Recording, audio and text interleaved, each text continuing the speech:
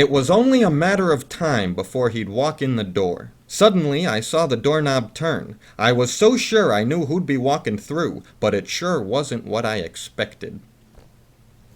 I can barely remember how it all started, except that it was August 19th at 5:32 p.m. The forecast called for clouds, low of 71 with a 42% chance of precipitation.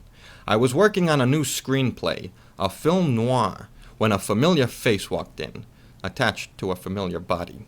Alright, look here now, you see, okay? If I catch this guy, there's bound to be some sort of reward. I'll split it with you. 70-30. Why are you asking me anyway?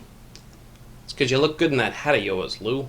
I thought it over and figured the case could help me write my film noir script. I forgot I said that. I just have one question. What happened on the night in question? Well, we were playing in the Edward G. Robinson room at Table 1, see? Table 1, got it. No, Table 1, see? Yes! Alright, good.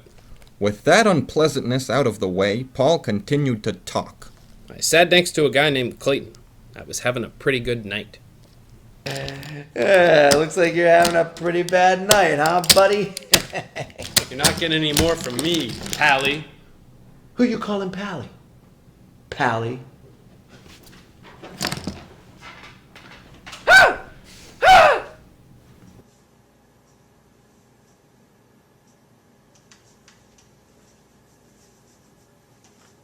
They stole the table? It was no ordinary table.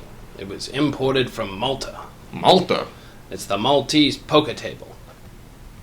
Were you able to see anything in the dark? No, it was dark. What about those flashes of light? On the first flash, I saw my new friend Clayton. And on the second flash, a mysterious dame. There's no way a dame could move that table. Well then, I suppose I'm off to see this Clayton fellow. In the meantime, proofread my script.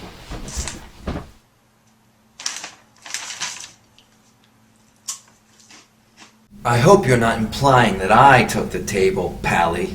What if I'm not implying? What if I'm just insinuating?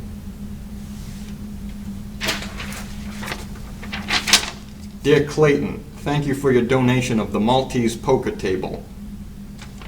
My apologies. Pops was right. Never donate nothing. What did you see when the lights flashed? All I seen was this mysterious-looking dame and a fella across from me.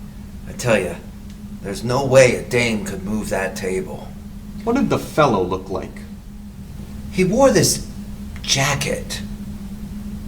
This jacket-wearing character had an impressive way of rhyming everything he said. How can I help you, Lou? There's a missing table and you're a suspect. It wasn't me. You got the wrong mark. I couldn't have done it. I'm afraid of the dark. A likely story. Poker after dark, rejected invitation, never trick-or-treated, sat home in frustration. Brunettes are like... All right, your story checks out.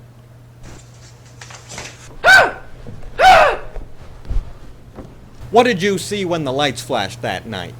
I saw Paul, looking kind of lame, and some sort of mysterious dame, but the furniture was heavy, bulky, unstable. There's no way a dame could move that table.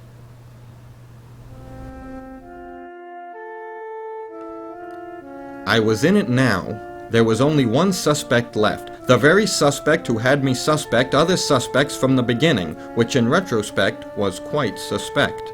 But to catch him, I'd have to trick him, dupe him, swindle, bamboozle, and hoodwink him. Give him the old flim-flam, the double deal. My thesaurus proved to be a wise purchase.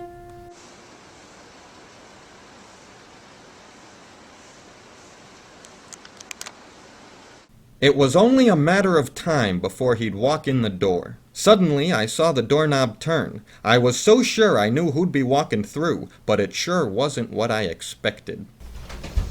Lou? Paul? I don't get it. You're buying the table?